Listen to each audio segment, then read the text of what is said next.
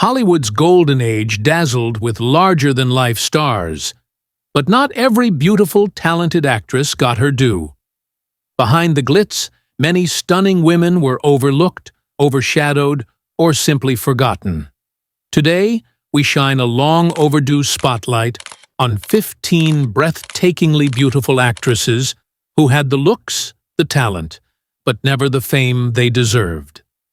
Let's begin this journey through hidden glamour and silent heartbreak. 1. Ella Raines. She had the kind of face that lingered in your memory. Sharp cheekbones, glimmering eyes, and a poise that was both elegant and commanding. Ella Raines didn't just appear on screen, she haunted it. In the 1940s, she seemed poised for greatness, with breakout performances in noir classics like Phantom Lady and The Suspect. Her allure was undeniable, a mix of icy cool and under-the-surface fire. But even as audiences were captivated, the studio system was already deciding her fate. Raines was under contract with Universal, which never quite knew what to do with her. While contemporaries like Lauren Bacall and Veronica Lake became noir legends, Raines was shuffled between roles, rarely given the kind of complex characters that would let her artistry breathe. Critics praised her, directors admired her, but the machinery of Hollywood was more interested in creating stars than nurturing them. She was too refined to be the bombshell, too mysterious to be the girl next door, and in a town that loved its types, she didn't fit neatly enough. By the early 1950s, she had quietly stepped away from film, leaving behind a small but unforgettable body of work. Today, Ella Raines is a ghost of the silver screen, but those who've seen her work know she was a true original. A face like hers should have been legendary. Instead, it became a flickering image in a forgotten reel. 2. Susan Peters. Susan Peters was a rising star who had everything: porcelain beauty, grace under pressure, and genuine acting chops. In the early 1940s, she was considered MGM's next big thing. Her performance in Random Harvest earned her an Oscar nomination. Her future? Blazing bright. Until one winter morning changed everything. In 1945, while duck hunting with her husband, a gun accidentally discharged and struck her spine. She was paralyzed from the waist down. At just 23 years old, her ascent stopped mid-flight. What followed was heartbreaking. Peters, refusing to be defined by her disability, fought her way back into acting.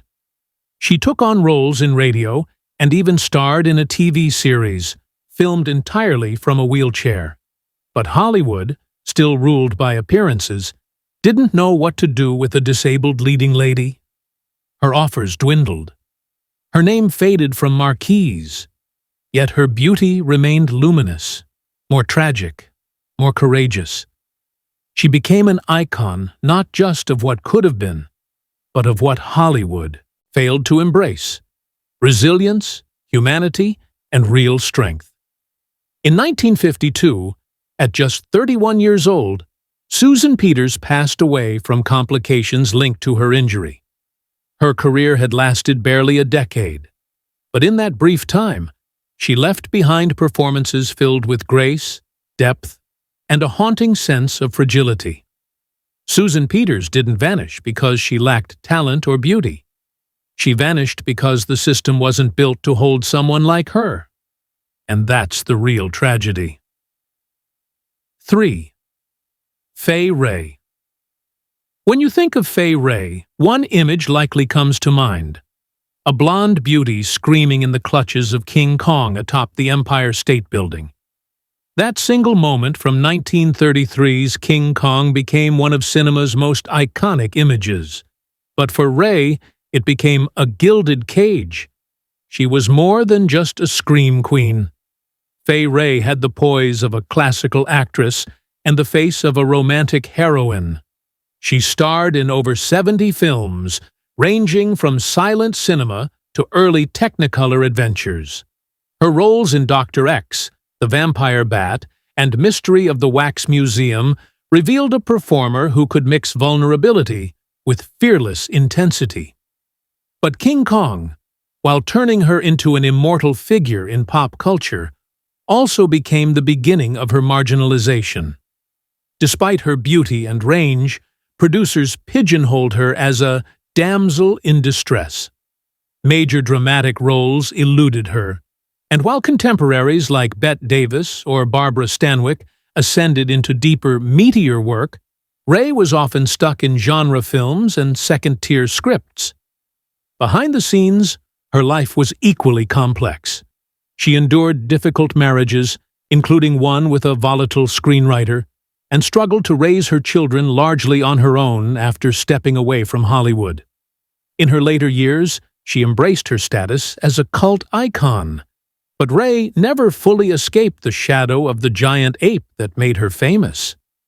While her face is remembered, her talent is rarely discussed. Fay Ray was stunning, ethereal even, but she was also a capable actress who deserved a broader legacy. Instead, she became a symbol of one movie's success and was never given the second act she earned. She screamed her way into history, but Hollywood forgot to listen to what else she had to say. 4. Jane Greer. With her arched brows, sly smile, and voice like velvet dipped in danger, Jane Greer was the kind of woman who didn't just play a femme fatale, she redefined it. In Out of the Past, opposite Robert Mitchum, she didn't just steal scenes, she stole the whole film. But that performance would become both her breakthrough and her curse. Greer wasn't a studio favorite. She had a rebellious streak, refusing to be molded entirely by Hollywood's expectations. Signed by Howard Hughes, she soon found herself caught in a toxic web of power plays. Hughes, obsessed with her beauty, reportedly blocked her from major roles out of spite when she tried to break free from his control. Her career never fully recovered from that interference. Despite undeniable talent and classic beauty, Greer was shuffled into minor roles or forgettable films. And even when she turned in strong performances, like in The Big Steal or Station West, she never received the promotion or prestige that lesser actresses enjoyed simply by staying in the studio's good graces. In time, Jane Greer disappeared from leading roles, transitioning to television and supporting characters. Yet even in those smaller spaces, her screen presence remained magnetic, a quiet reminder of what Hollywood let slip through its fingers. She had all the tools to be an A-list star: striking beauty, voice control, nuanced expressions, and an ability to play both villain and victim with equal conviction. But Greer's independence, combined with Hollywood's tendency to punish women who didn't comply, cost her dearly. Today, cinephiles still whisper her name with reverence, but the mainstream legacy she deserved, it never materialized. Jane Greer was one of the most stunning and talented women of her era, and perhaps the most overlooked. 5. Peggy Cumins. Peggy Cumins had a face made for Technicolor.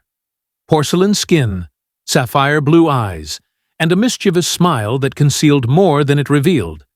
But behind that angelic beauty was a talent far more explosive than 1940s Hollywood knew how to handle. Born in Wales, Cumins was a rising star in British cinema before Hollywood called. She arrived in the U.S. with high hopes, and at just 18 she was originally cast in the controversial Forever Amber. But studio heads decided she was too young and replaced her mid-production. That kind of studio meddling would become a pattern. Her crowning achievement came in 1950 with Gun Crazy, a revolutionary film noir where she played Annie Laurie Starr, a carnival sharpshooter with a taste for blood and rebellion. Cumins wasn't just acting, she was electric, radiating danger, desperation, and raw sexuality, she delivered one of noir's most unforgettable performances. But instead of launching her to stardom, Gun Crazy branded her as too bold, too intense. Hollywood didn't know what to do with a woman who could outshoot, outsmart, and outseduce her male counterparts. The very thing that made Cumins brilliant, her refusal to play meek or secondary, kept her sidelined. Disillusioned, she returned to England and quietly stepped away from films in the mid-1950s. She later devoted herself to charity work and lived a full life away from the limelight. Today, Peggy Cumins is a cult icon, especially among noir aficionados, but she never reached the superstardom her beauty and talent deserved. Her brief Hollywood flame burned too hot, too fast, and left behind a legacy that only grew in the shadows. 6. Anne Savage. Anne Savage didn't look like the typical Hollywood starlet. Her beauty wasn't soft, it was severe, sharp, and unforgettable. She had eyes that accused, lips that cut, and a voice that could send a chill down any leading man's spine.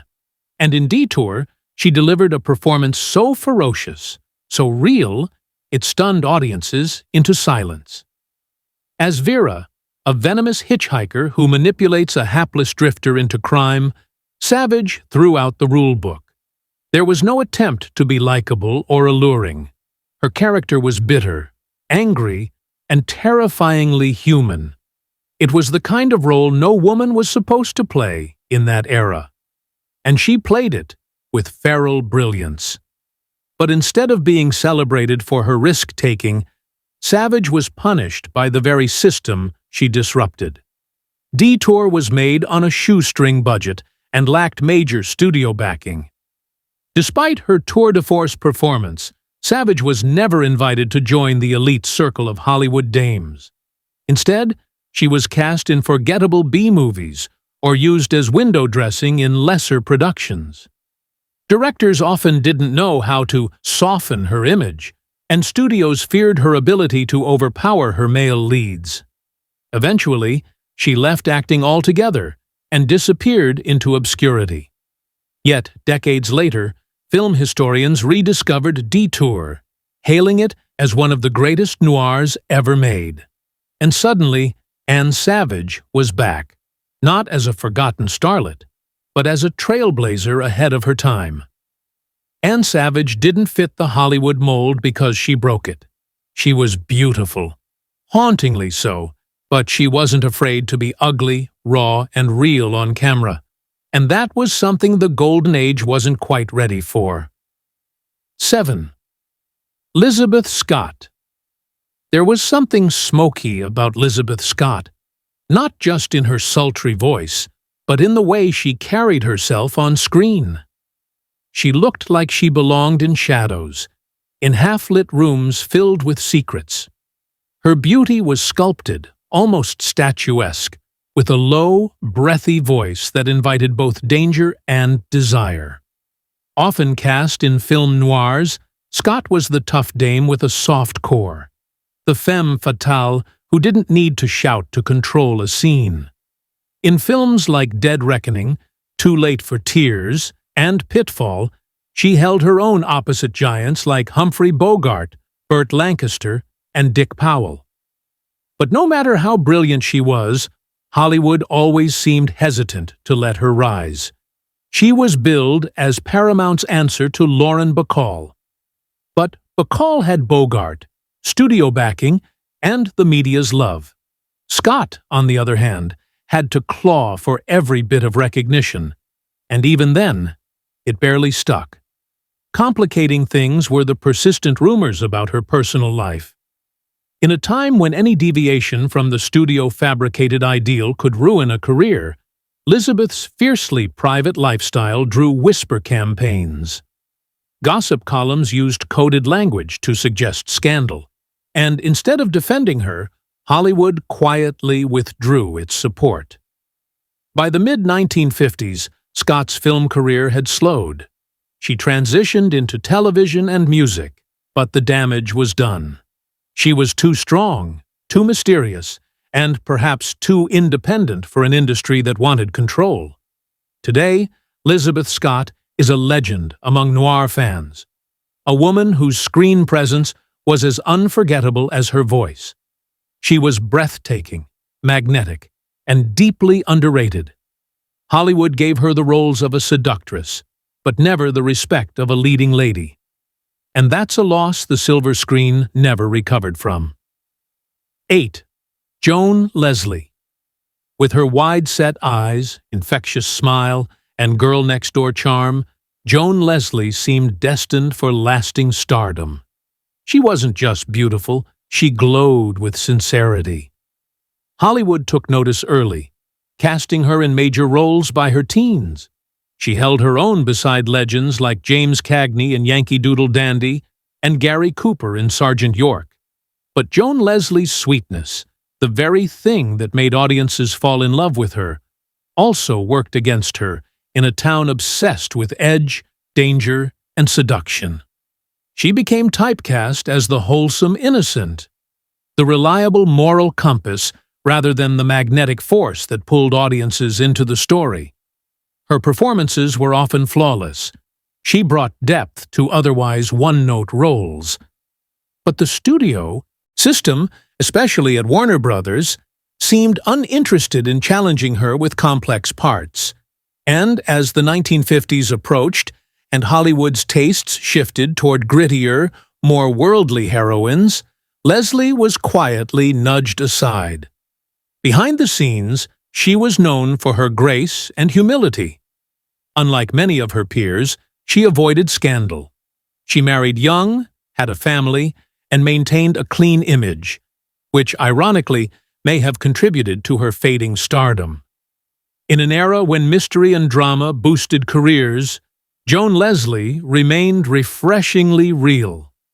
She continued to work sporadically in film and television, but never with the same fanfare. She aged gracefully out of the spotlight, a far cry from the tumultuous arcs of many Golden Age actresses. Joan Leslie was the kind of star you rooted for, not because she shocked you, but because she warmed you. She was beautiful in a way that felt pure, genuine, and lasting. But in a system built on flash and flare, that kind of beauty too often went unnoticed. 9. Andrea Leeds. Andrea Leeds had the face of a golden dream, delicate features, luminous eyes, and a softness that translated into quiet strength on screen. She wasn't just beautiful, she was ethereal, the kind of actress who didn't need theatrics to leave an impression. In 1937, her role in Stage Door earned her an Academy Award nomination for Best Supporting Actress. She seemed on the cusp of a glittering career. But unlike many actresses fighting for screen time, Leeds made a decision that defied the Hollywood narrative. Just as her star was rising, she walked away. She had only appeared in about a dozen films when she married a wealthy businessman and chose a life away from the studio lots. Some saw it as a betrayal of her potential. Others as a graceful exit before the industry could chew her up. It's tempting to imagine what could have been. Andrea Leeds had a rare talent for subtlety, an ability to speak volumes with a glance, to embody grace without excess. She could have easily become a mainstay in prestige dramas or period pieces, perhaps even a leading contender, alongside the likes of Greer Garson or Olivia de Havilland. Instead, she lived a quiet, dignified life, raising a family and later running a hotel with her husband. Unlike others who left Hollywood in scandal or heartbreak, Leeds simply vanished into peace. Yet her brief time on screen left an imprint. In every performance, there was an emotional intelligence that set her apart. She was beautiful, yes, but it was her gentle power, the stillness beneath the surface, that made her extraordinary. Andrea Leeds may have chosen to leave fame behind, but Hollywood also failed to fight for her. And so, one of its most promising stars flickered briefly, and then disappeared into the quiet she seemed to crave. 10th. Jean Parker had the kind of beauty that whispered rather than shouted. Understated, refined, and deeply expressive. She wasn't the glamorous bombshell that studios paraded across billboards. She was the woman you fell for slowly, deeply, and never forgot. Her breakout came in 1933's Little Women, where she played Beth March with such sincerity it brought audiences to tears. That same year, she starred opposite Laurel and Hardy in The Flying Deuces, showing a range that stretched from drama to comedy. Hollywood seemed ready to embrace her as a new kind of leading lady, soulful, intelligent, and approachable. But something odd happened. While her contemporaries moved on to A-list status, Jean was kept in a loop of smaller studio pictures. She never had a long-term contract with one of the major powerhouses like MGM or Warner Brothers. Without that backing, she was tossed between studios and given roles that didn't match her depth. Despite her versatility, she was often cast in forgettable melodramas or romantic fluff. The complexity she brought to her early roles was rarely seen again, not because she lost it, but because the scripts no longer asked for it. Joan worked steadily through the 1930s and 40s, but the big, career-defining roles never came. As the industry evolved and newer faces arrived, she was quietly phased out. Her final film came in the mid-1960s, long after the public had forgotten her name, though never her face. Behind the scenes, she dealt with troubled marriages and financial insecurity, even working outside of acting later in life. Hollywood had moved on, and Jean Parker, with all her grace and subtle brilliance, had been left behind. She wasn't just beautiful, she was magnetic in a quiet, poignant way. But the louder stars stole the spotlight, and Parker's glow was allowed to dim. 11. Dolores Hart. Dolores Hart had the kind of classic beauty that directors dream about. Her serene blue eyes, high cheekbones, and radiant smile gave her a timeless appeal. She looked as though she were sculpted for Technicolor. By the late 1950s, she was one of Hollywood's most promising young stars. She starred opposite Elvis Presley in Loving You, kissed him on screen in King Creole, and headlined films like Where the Boys Are. Her performances were polished, her presence captivating. She had the makings of the next Grace Kelly, demure, poised, and elegant, with just enough mischief behind her smile to hint at deeper complexity. Studio executives were ready to elevate her to superstardom. And then, at the height of her rising fame, Dolores Hart stunned the world. At age 24, she turned her back on Hollywood and joined a Benedictine monastery, becoming a Roman Catholic nun. Her decision was spiritual, deeply personal, and completely countercultural. This wasn't a career downturn, nor was it scandal. It was a voluntary disappearance from a glittering future. Overnight, she went from a red carpet regular to a cloistered sister behind stone walls in Connecticut. Many couldn't understand it. How could someone so young, so breathtaking, and so beloved walk away from fame? But that was the mystery of Dolores Hart. Beneath the beauty was conviction. Beneath the starlet was a seeker. Her exit from Hollywood froze her legacy in time. For decades, she became more of a myth than a memory, a beautiful girl who gave up it all for faith. Her films faded into the background as Hollywood moved on. But Dolores Hart didn't fade because she lacked talent or opportunity. She faded because she chose to. And that, in its own way, makes her one of the most fascinating, beautiful, and quietly powerful women of the Golden Age. 12. Gail Russell. Gail Russell had a haunting kind of beauty. Wide, melancholic eyes, a trembling voice, and a presence that felt both angelic and tragic. She didn't just act on screen. She seemed to exist in some otherworldly space, always on the edge of breaking. Her performance in Angel and the Bad Man, opposite John Wayne, introduced her as a luminous new talent, one who didn't need to speak loudly to be heard. But Gail Russell battled demons the industry didn't know how to handle.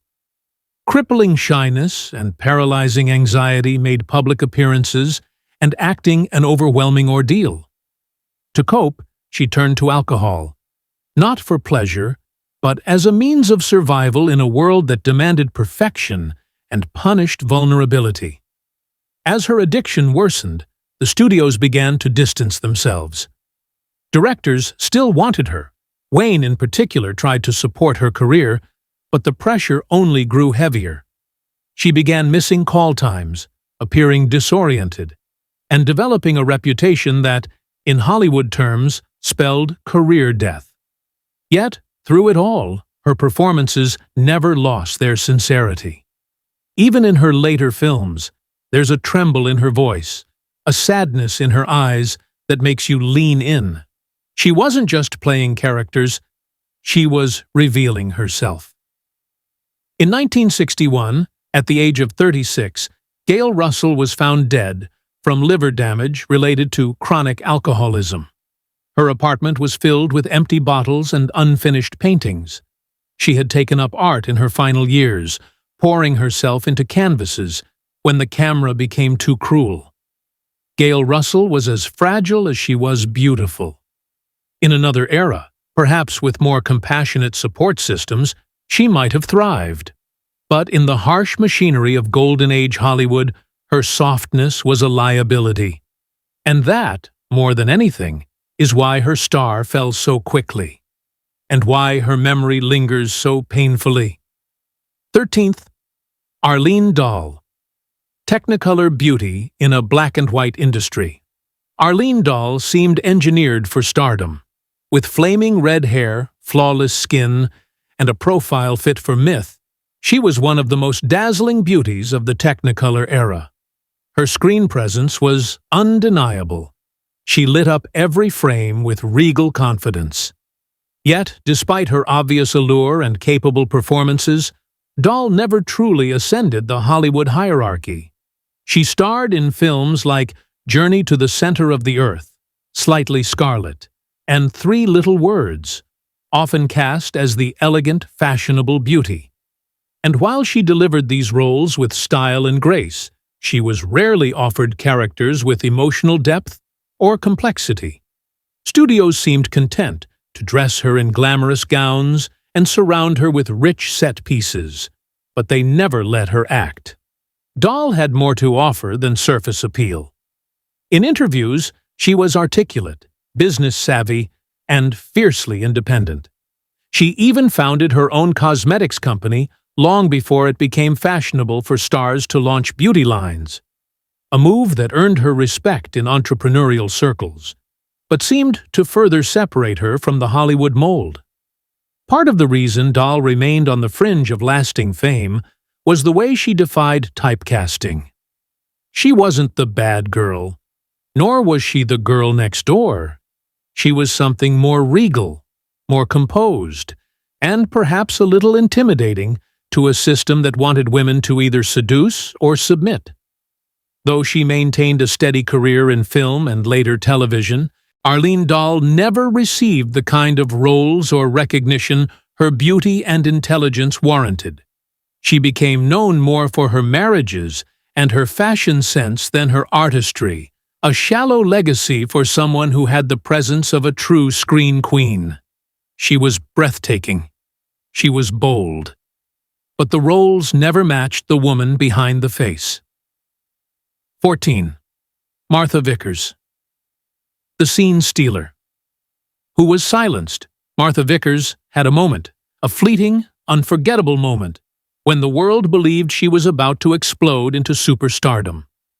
It came in The Big Sleep, where she played Carmen Sternwood, the dangerously flirtatious younger sister of Lauren Bacall's character. In a film packed with legends, it was Vickers who made audiences lean forward. She was magnetic, a blend of innocent beauty and provocative menace. Critics raved about her performance, calling her a revelation. Some even speculated she might outshine Bacall if given the chance, but that chance never came. Why? Some point to the studios being unsure how to handle her. Too sultry to play the wholesome lead, yet too soft-spoken to become a full-blown femme fatale, she didn't fit neatly into Hollywood's narrow female archetypes. Others suggest her personal life, a brief marriage to Mickey Rooney, tabloid attention, and a few industry missteps, may have soured her prospects. Whatever the cause, her career stalled almost immediately after The Big Sleep. She was given minor roles in forgettable films or parts that felt like a demotion from her breakout. It was a cruel twist. Just as audiences were starting to recognize her, the studios were losing interest. By the 1950s, she had almost completely vanished from the screen. She died in 1971 at just 46 years old, with barely a whisper from the industry that once called her its next big thing. Martha Vickers had the looks of a star and the spark of something deeper, a kind of tragic tension beneath the surface that made her mesmerizing. But Hollywood, ever obsessed with categorizing its women, never figured out what to do with her. And so, her flame flickered out before it could ever truly catch. 15. Ivonne D Carlo, trapped behind the costumes. Before she became Lily Munster, Ivonne D Carlo was one of the most visually arresting women in Hollywood. Born in Canada with a blend of European elegance and North American confidence, she captivated audiences in Technicolor spectacles like Salome, where she danced and crisscross.